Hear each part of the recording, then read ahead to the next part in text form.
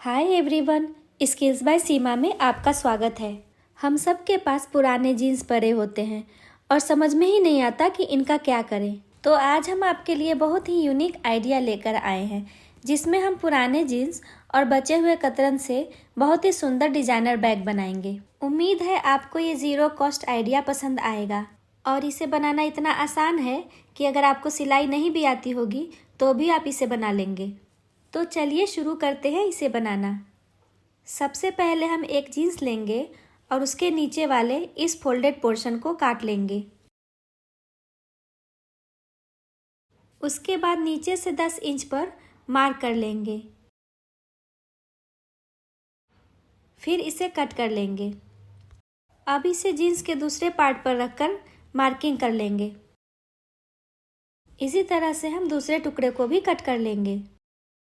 Jeans में एक तरफ की सिलाई सीधी होती है और दूसरे तरफ की सिलाई स्लांट होती है। तो जिस तरफ से सिलाई स्लांट है उस तरफ से हम इसे इस तरह से खोल लेंगे। उसके बाद किनारे से ये जो सिलाई वाला हिस्सा दिख रहा है उसे हम काट लेंगे। इसी तरह से हम जीन्स के दूसरे पार्ट को भी काट लेंगे। हम पेपर का इस तरह का टुकड़ा लेंगे जिसके ऊपर की लंबाई 12 इंच है। इसकी लंबाई नीचे से 8.5 इंच है और इसकी ऊंचाई 10 इंच की है। अब इसे इस तरह से जीन्स के ऊपर रखकर मार्किंग कर लेंगे। फिर इसे कट कर लेंगे। इसी मेजरमेंट से हम दूसरे पार्ट को भी कट कर लेंगे। अब इसे फैब्रिक के ऊपर इस तरह से रखकर इस फैब्रिक के भी 2 टुकड़े कट कर लेंगे। इससे हम बाद में बैग के अंदर अस्तर लगाएंगे। यहाँ मैंने बैग की बेल्ट को बनाने के लिए जीन्स के बचे हुए पोर्शन से एक टुकड़ा कट कर लिया है। इसकी लंबाई 16 इंच और चौड़ाई 3 इंच है। इसे दोनों तरफ से पहले इस तरह से फोल्ड कर लेंगे, फिर बीच से इसे इस तरह से फोल्ड कर लेंगे। अब इसे किनारे किनारे से इस तरह से सिल लेंगे। इसी तरह से हम एक और बेल्ट तैयार कर लेंगे। जीन्स के दोनों पार्ट को इस तरह से उल्टे साइड को ऊपर की तरफ करके रख देंगे। इसकी सिलाई हम 3 तरफ से कर लेंगे। जिस तरफ लंबाई 12 इंच है उसे हम खुला छोड़ देंगे। सिलाई हमारी पूरी हो चुकी है। यहाँ इस तरह का एक पॉकेट बनकर रेडी हो गया है। अब हम इसे कोने से इस तरह से फोल्ड करके 1 इंच पर मार्क कर लेंगे। ये निशान हम सिलाई के ऊपर से लगाएंगे। दूसरी तरफ से भी हम 1 इंच पर निशान बना लेंगे। अब लाइन को सीधी कर लेंगे। लगाए हुए निशान पर हम सिलाई कर लेंगे। इसी तरह से हम बैग के दूसरे कोने को भी सिल लेंगे। सिलाई करने के बाद सिलाई के थोड़ा आगे से कोने को हम कट कर लेंगे। इसी तरह से हम अस्तर के फैब्रिक को भी 3 तरफ से सिल लेंगे और 12 इंच वाले साइड को ओपन छोड़ देंगे। इसके कोने को भी हम बिल्कुल उसी तरह से सिलेंगे जिस तरह से हमने जीन्स वाले पार्ट को सिला था।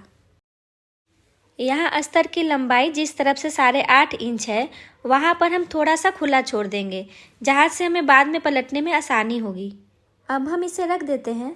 इसे बाद में हम बैग से अटैच करेंगे।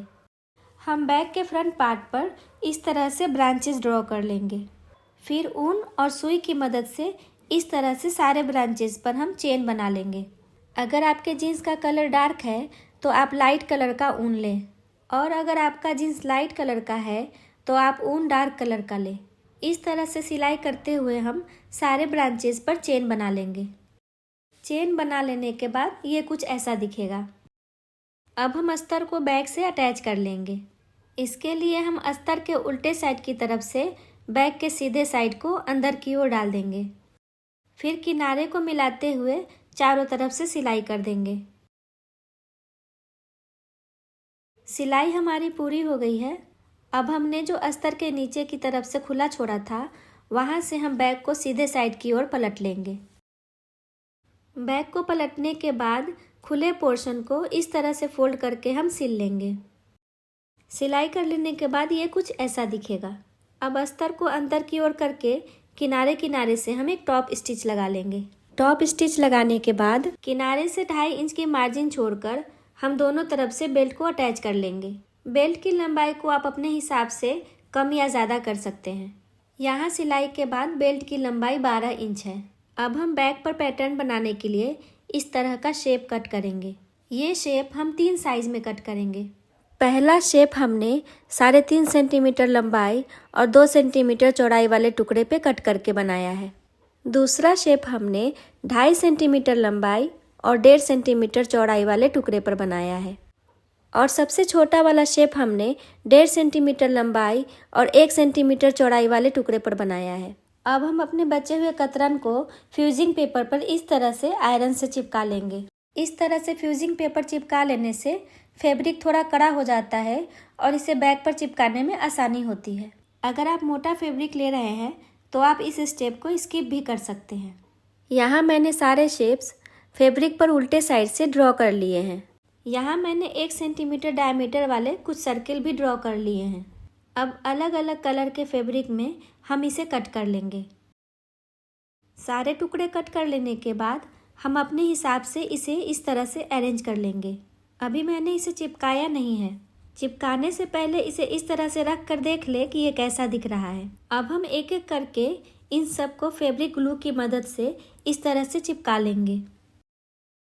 ये है हमारे बैग का फाइनल लुक। लग रहा है ना बिल्कुल स्टाइलिश और सुंदर। आप इसे शॉपिंग के लिए, मोबाइल या मेकअप का सामान रखने के लिए या फिर अपनी ज़रूरत के हिसाब से किसी भी सामान को रखने के लिए यूज़ कर सकते हैं। आपको ये वीडियो कैसा लगा मुझे कमेंट करके बताएं। अगर पसंद आया हो तो लाइक सब्सक्राइब करना ना भूलें। मिलते हैं एक और इंटरेस्टिंग वीडियो में। तब तक के लिए बाय बाय।